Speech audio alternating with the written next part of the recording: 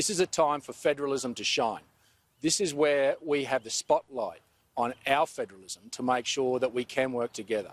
Above all, we're Australians, and I'm just saying this is the opportunity to prove it, to prove that we can get through this crisis and make sure that regional rural Australia isn't left behind, that we're not the forgotten Australians. Happy to take questions. Well, look, I haven't had any direct conversation with him, but I understand there's a range of topics that'll be discussed at National Cabinet. But I don't think that anything will be resolved firmly in this. I think what the Prime Minister's already done is created a framework in which he's discussed with the individual premiers around formatting practical, common sense solutions for regional rural Australia. We don't have the cases that they do in Metro. And this is what we're just saying to the premiers.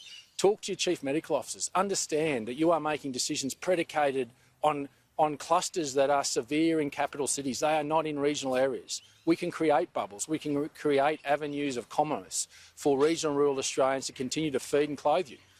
And this is why the Prime Minister has been very forward-leaning in trying to bring these premiers together.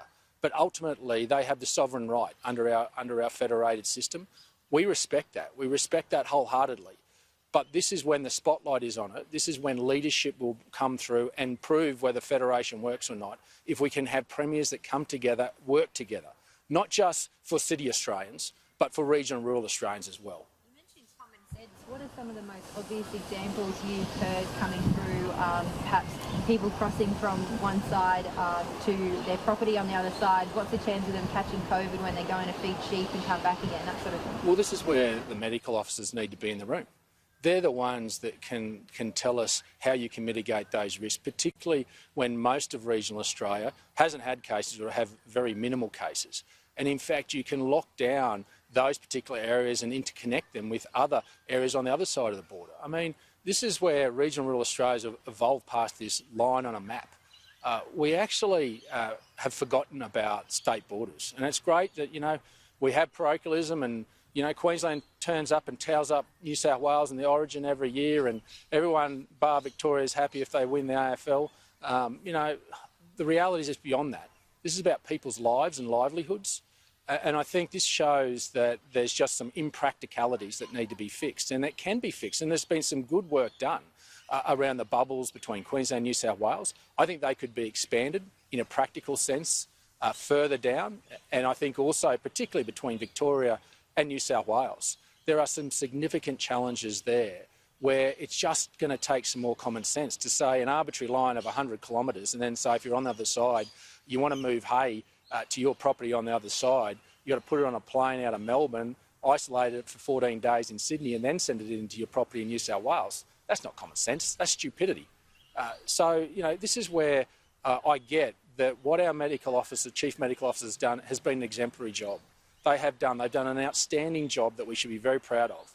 But now we've got to understand that until we're able to get a vaccine and eradicate this, we've got to use common sense. We've got to learn to live with this. We've got to learn to understand that regional Australia is a little bit different. And you've got to govern for the entire nation, not just for the capital cities. And that's all I'm saying is the opportunity's there, the practical solutions are there. You want to go out and sit at the table and listen to some of these people, they'll give you the solutions. I mean, even look at Gundawindi, they can even put an electronic gate on the border and only allow those from New South Wales up that are in the bubble. I mean, that's common sense. That's workable common sense. We have that out here. And I just say, this is the opportunity to engage properly with us. And we will give you the solutions, but we need the chief medical officers in the room to make sure that we are protecting Australians. That's why I say I'm not asking them for broad scale opening up of borders. I'm just asking for common sense. I'm asking them to retrofit what they've done, but to listen. Because we don't feel as though we've been listened to, we just feel as though we've been forgotten.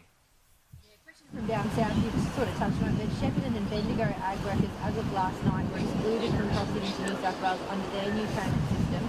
How vital is some resolution from the Premier on this today? Well, we're seeing animal welfare issues, we're seeing farmers who have done the right thing, spread their risk, bought properties in different geographical areas to be able to stand up to drought.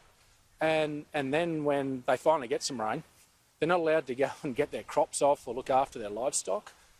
This is where we just need them to understand, people in the city to understand exactly what we do and how we do it for them. This is what we're doing to put food and fibre on your plate, on your back. This is the opportunity where we can create these bubbles and these corridors of commerce for agriculture to keep production systems moving, to keep Australia moving. But we need to be listened to, and that's all I'm imploring. The Premiers have the power in this today, and it's not going to happen today. It's going to take some time to get this right. But you've got to have the intent. You've got to have the intent to turn up and to look one another in the eye and say, this isn't about parochialism, this is about Australia. This is about your fellow Australian, not just in an economic sense, but in a human welfare sense. I mean, when we've got people just on the New South Wales side of the Queensland border, a gentleman that was meant to have an operation on Monday who's got stage 3 melanoma could not get a permit. That's not what Australians do to one another. That's not what humans do to one another. We're better than that, and that's where the Premiers have the power. They can really fix this and sit down and make sure they get workable solutions. It won't be fixed in one day, because it is very complex, and I grant you that. But they have to have the intent to want to fix it. And that's what we're saying, is that regional Australians feel as though we are the forgotten Australians.